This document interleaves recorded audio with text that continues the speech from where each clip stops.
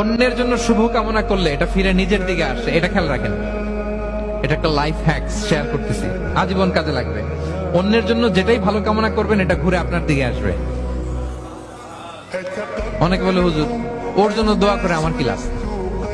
নিজের জন্য আল্লাহ আমারে মাফ করে দাও, আল্লাহ আমারে সমৃদ্ধি দাও, আল্লাহ আমার বেতন বাড়াও, আল্লাহ আমার ব্যবসায় বরকত দাও, আল্লাহ আমার ছেলেরা হাফেজ বানাও, আল্লাহ আমার বউ, আল্লাহ আমার মেয়ে, আল্লাহ আমার আমার আমার সব আমার ভালো আপনি চাচ্ছেন নিজের জন্য, অন্যদের জন্যও চান।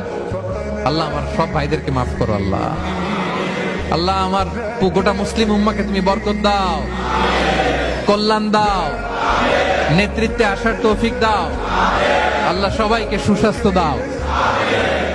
এটা ফিরে আপনার দিকে আসবে।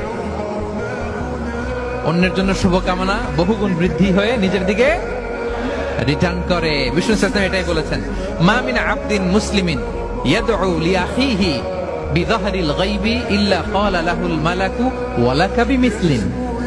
কেউ যদি তার ভাইয়ের অনুপস্থিতি তার ভাইয়ের জন্য দোয়া করে, ফেরেশতারা ওই দোয়াটা তার জন্য আগে আগে করে।